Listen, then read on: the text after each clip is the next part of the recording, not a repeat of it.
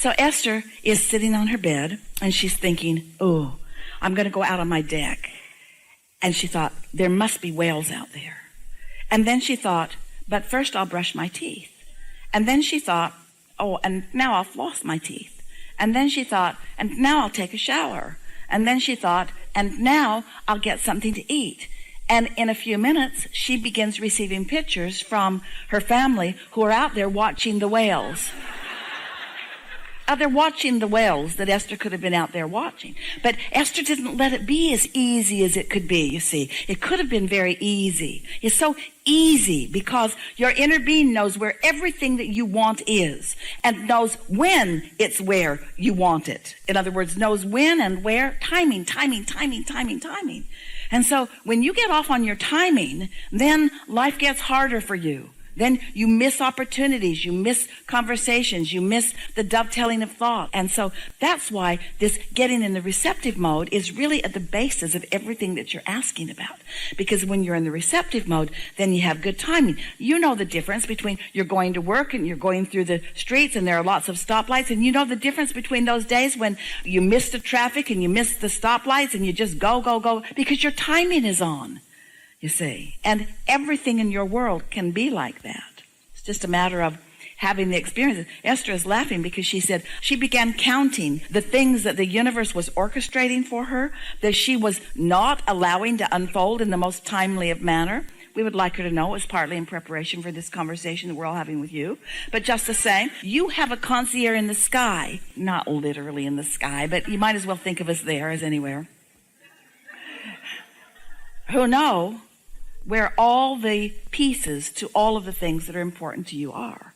And when you give up this flawed premise that there are blessings in heaven from hard work and struggle, and instead you accept that the blessings are offered to you on an ongoing basis, but you must be absent of hardship and struggle in order to tap into that, then you're off and running. And you reset yourself by meditating and opening your... That's how you reset when things are... That's why list of positive aspects will do it. But if you're already not feeling good, then the positive aspects just annoy you. A rampage of appreciation will do it too. But if you're already not feeling very good, then it just causes the tension of the train going that way and that way. We would not try to make it happen. We would look for an opportunity to quiet your mind. And you can do it as often as you want, but we would certainly do it at least 15 or 20 minutes at the beginning of every day. We really would. We would not miss the opportunity for the timing. So you say that you work hard. Tell us about what you do. I'm a dentist, and I also have online businesses as well, and developing solutions that can go for the masses. And help them learn wherever they are in the world, cutting edge stuff. All right, so we're hearing about them. What's in it for you? What rings your bells about your work? I love doing challenging things, and I love to be the first one doing something. Now, what do you mean by challenging? You love proving yourself? You love proving worthiness? I get bored easily if it's something I'm doing and it's just predictable. I don't find excitement in that. I like to do new things. I like newness. So are you saying you like to be more instinctual in the art of your work? Instinctual. More tuned in, more receiving of higher possibilities, that you would like to experience the evolution of something that is rather mundane? I have a hard time keeping track of or keeping up with these instinctual things I'm getting, so I'm getting overwhelmed. Like, I want things to move faster because I receive a lot, but I get bogged down in this mundaneness of certain things. Because, you see, oh, this is so good. So as you're tapping in and receiving the inspiration for this, and then the universe is queuing it up, if you're not vibrationally up to speed with what the universe has queued up for you, then you get overwhelmed by it. Overwhelmment is the emotion that you feel when you're asking for more than you're letting in. These are the words that we want you to hear right now. You'll hear more as these days are going by. We'll be talking to you all week long. But the important thing that we want you to hear, we're just going to make this very strong statement. Very strong, very accurate, truest thing that we've ever said. And you're going to know this by the time this week has concluded. This time-space reality has the wherewithal to deliver to you in fullness anything that you desire. Anything, no exceptions. So when an idea occurs to you, you can accomplish it without the struggle that you have come to believe in.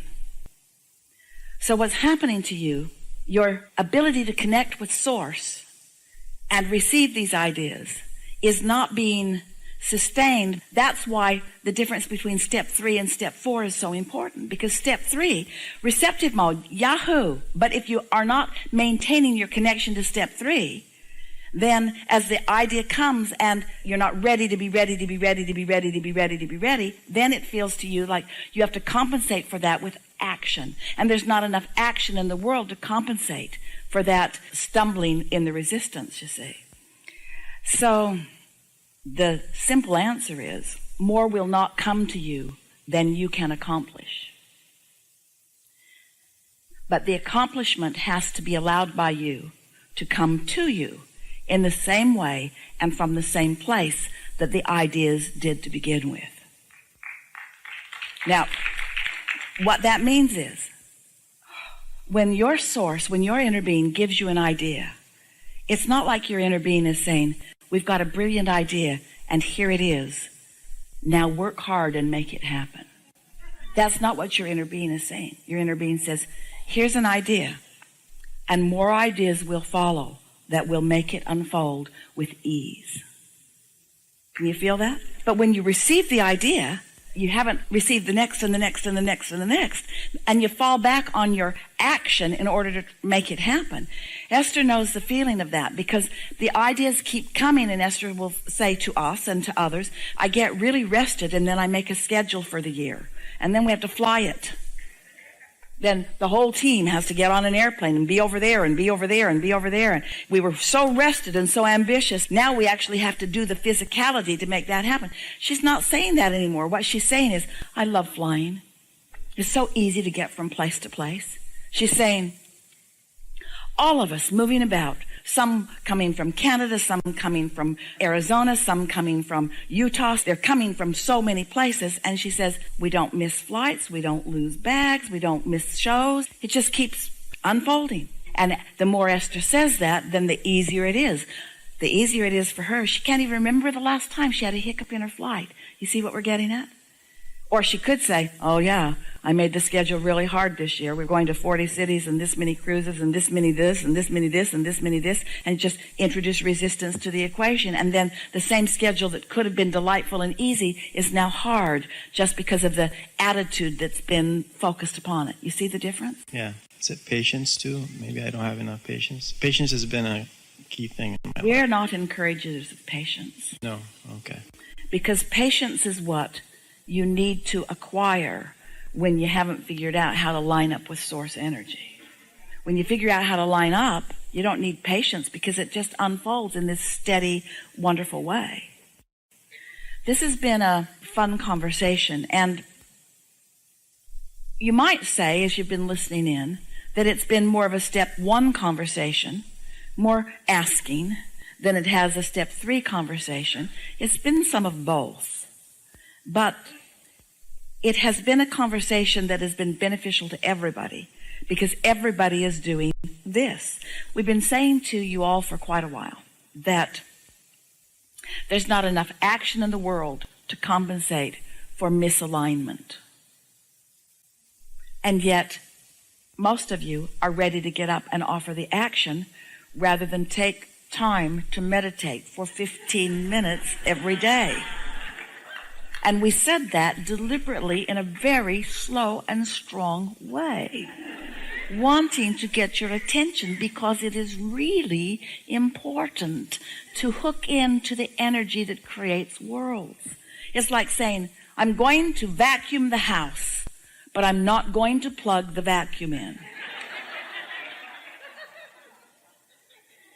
I'm going to move it all around, and I'm going to make all those marks on the rug, and I'm going to go to every corner of every room, but I don't have time to plug it in. And if anybody asks you, please tell them I vacuumed the house, because there's no corner of this house that I missed. In fact, some of it I went over twice. Somebody said the other day, it's like going to get in your car and refusing to take your keys. We're trying to get your attention that there are things that you can do that will empower you in ways that you don't yet know because you haven't allowed yourself to be empowered in that way. Then once you do it, you'll begin saying things like, oh, it really takes the edge off. It's easier to receive things. I find myself feeling better about things as they come to me. Life is easier and easier as it goes. More ideas are coming, not just the initial ideas, but the ideas that follow through and follow through and follow through. And you have to remember that the universe knows. Your inner being knows. And law of attraction has already assembled the vibrational counterpart to the people who will assist you. And when you find yourself in vibrational alignment with your own resources, then you'll start rendezvousing with them, and people will say just the right thing at the right time. New ideas will come. So these are the things that you will be giving up. You ready? We're going to give you a short list. It's not long. You're going to be giving up your need to justify your existence through hard work.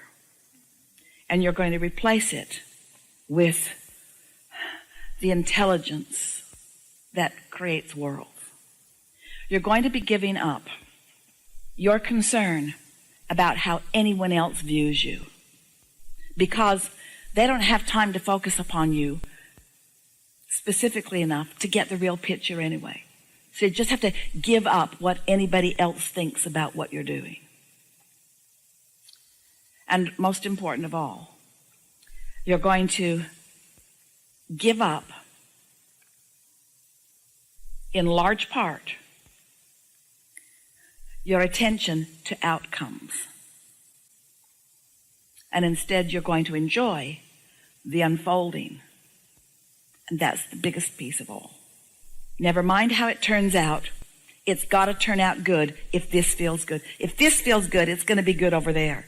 And if this feels good, then this is going to feel good, and it's going to be good over there. But I don't care how it's going to turn out over there, because this feels good, and it's going to be good over there. But it doesn't matter to me how it turns out over there, because this feels good. And if this feels good, then this is going to feel good. And it doesn't matter how it turns out over there, because this is the only thing that I'm focused upon. And as you stop putting your nose in the business that isn't yours, and put your attention only upon this moment, when your only business is feeling good and being in the replenishing mode, then, you're going to have endless energy, and the ideas are going to keep coming, and the people are going to come to assist you.